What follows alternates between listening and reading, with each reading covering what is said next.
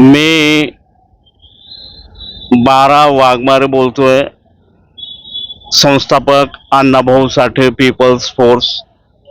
माझ्या समवेत मातंग समाजाचे युवा नेते केशवभाऊ कांबळे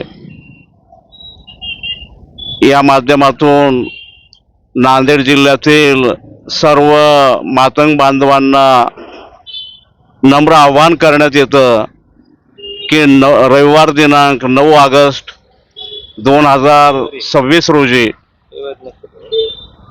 आपल्या नांदेडच्या कलेक्टर ऑफिसवर आरक्षण उपवर्गीकरण विरोधी महामोर्चाचे आयोजन करण्यात आलेले आहे आणि या महाराष्ट्राचं सरकार जाणीवपूर्वक उपवर्गीकरण करण्याची भाषा वापरून एससी समूहामध्ये तेढ निर्माण करण्याचा प्रयत्न करत आहे। नांदेडचा महामोर्चा सर्व एससी समूहातील आंबेडकरवादी लोकांकडून आयोजित करण्यात आलेला आहे।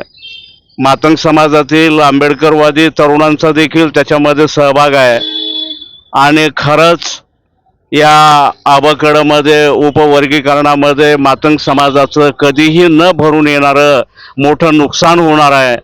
परंतु इथल्या मनुवाद्यांच्या, इथल्या जातीयवाद्यांच्या, इथल्या प्रस्थापित सरकारच्या हाती लागलेले आपले काही अडाणी कार्यकर्ते आहेत, स्वार्थी कार्यकर्ते आहेत आणि ते उपवर्गीकरणातून मातंग समाजाला फार मोठा फायदा होणार आहे अशा पद्धतीच्या वल्गना करत आहेत।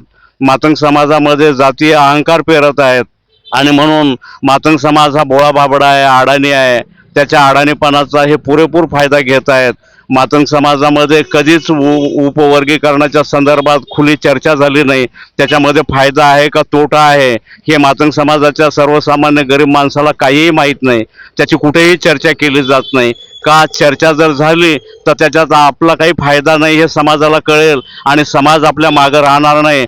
आणि म्हणून मग इथल्या प्रस्थापित राजकीय पक्षांचे काही दलाल स्वार्थी कार्यकर्ते विनाकारण मातंग समाजामध्ये एक जातीय अहंकार पेरून मातंग समाजाला भावनिक बनवून त्याच्या वेडेपणाचा फायदा घेऊन, अडाणीपणाचा, त्याच्या भोळेपणाचा फायदा घेऊन खूप फायदा होणार आहे अबकडमध्ये असं सांगत आहेत। पण हे सगळं खोटं आहे। आम्ही देखील अण्णाभाऊ साठे पीपल्स फोर्सच्या माध्यमातून किंवा केशवभाऊ कांबळेसारखे अनेक महाराष्ट्रामध्ये आंबेडकरवादी मातंग समाजाचे कार्यकर्ते आहेत की त्यांनी सांगत आहेत याच्यामध्ये नुकसान आहे आणि खरंच नुकसान आहे।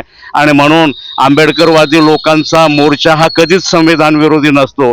आंबेडकरवादी लोक संविधानाचं रक्षण करण्याचा प्रयत्न करणारे लोक आहेत आणि आपले अबकडं मागणारे सगळे लोक फडणवीस धार्जिणे आहेत, हिंदुत्ववादी धार्जिणे आहेत। त्यांना समाजामध्ये फूट पडली तरी त्यांना देणं घेणं नाही, समाजाचं नुकसान झालं तरी त्यांना देणं घेणं नाही। केवळ वैयक्तिक फायदा आपला फडणवीस साहेबाकडे जाऊन साधता येतोय आणि समाजाचं नुकसान झालं तर झालं या भूमिकेचे ते आहेत।